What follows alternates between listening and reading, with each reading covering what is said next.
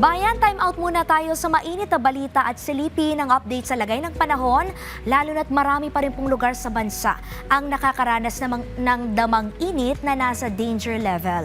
Alamin po natin yan kay Pag-asa Weather Specialist Benison Estareja. Good afternoon, Clay. Ganyan din sa ating mga taga-subaybay.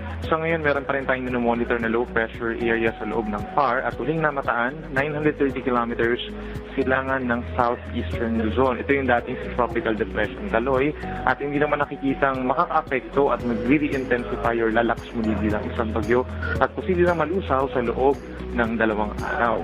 Sa ngayon po, mananatili pa rin bahagyang maulap at minsan maulap ang kalangitan sa buong bansa at meron pa rin po mga pulupulong pagulan or mga localized thunderstorms na again walang kinalaman sa low pressure area.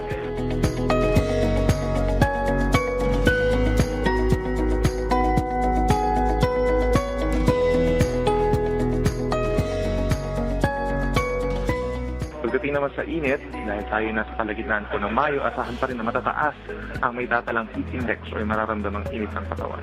47 degrees ang pinakamataas po na forecast natin for today dito sa may Hinatuan, Surigao del Sur at Butuan, Agusal del Norte. 45 degrees naman sa may San Ildefonso, Bulacan, Camiling, Tarlac at Warangan, Eastern Samar, habang dito sa may Quezon City, posible rin umabot sa dangerous level na 42 degrees Celsius. Ang paalala ng Pag-asa, ugaliin pa rin ang pag-inom ng tubig at magbaon po ng payong o sombrero kung lalabas ang bahay from 10 a.m. hanggang 4 p.m.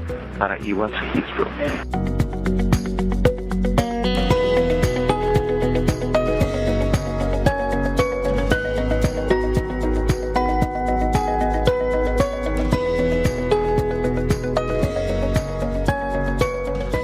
Narito naman ang lagay ng ating mga dam.